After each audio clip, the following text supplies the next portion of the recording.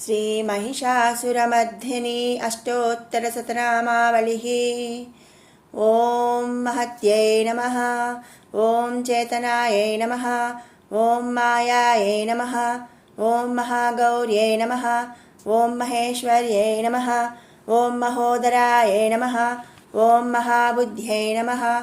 ॐ महाकाल्यै नमः। ॐ महाबलायै नमः।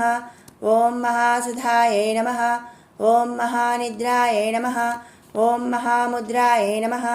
ॐ महोदर्यै नमः। ॐ महालक्ष्म्यै नमः। ॐ महाभोगायै नमः। ॐ महामोहायै नमः। ॐ महाजयायै नमः। ॐ महातुष्ट्यै नमः। ॐ महालज्जायै नमः। ॐ महाधृत्यै नमः। ॐ महाघोरायै नमः। ॐ महादंष्ट्रायै नमः। ॐ महाकान्त्यै नमः। ॐ महास्मृत्यै नमः। ॐ महापद्मिन्यै नमः। ॐ महामेधायै नमः। ॐ महाबोधायै नमः।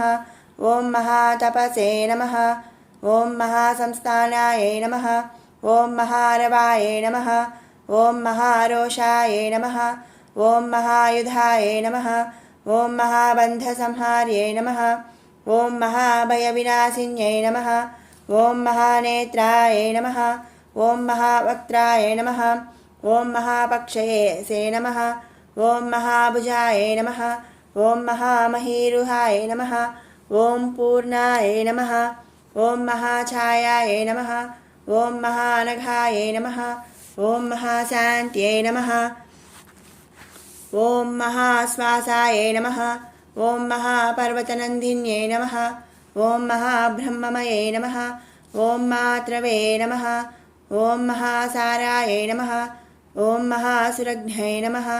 ॐ महत्यै नमः। ॐ पार्वत्यै नमः। ॐ चर्चितानन्दाय नमः। ॐ शिवाय नमः। ॐ महाक्षान्तिवै नमः। ॐ महाभ्रान्त्यै नमः। ॐ महामन्त्राय नमः। ॐ महीम्यै नमः। ॐ महामहीकुलाय नमः। ॐ महालोपलाय नमः। ॐ महामायाय नमः। ॐ महाफलाय नमः। ॐ महानीलाय नमः। ॐ महाशीलाय नमः। ॐ महाबलाय नमः। ॐ महाकलाय नमः। ॐ महाचित्राय नमः। ॐ महाहेतवे नमः। ॐ महासेतवे नमः। ॐ महायशस्विन्यै नमः। ॐ महाविद्याय नमः। ॐ महासाध्याय नमः। ॐ महासत्त्वाय नमः। ॐ महागत्यै नमः। ॐ महासुखिन्यै नमः। ॐ महादुःस्वप्ननाशिन्यै नमः। ॐ महामोक्षप्रदे नमः। ॐ महापक्षाय नमः। ॐ महीयस्यै नमः। ॐ महाभद्राय नमः। ॐ महावाण्यै नमः।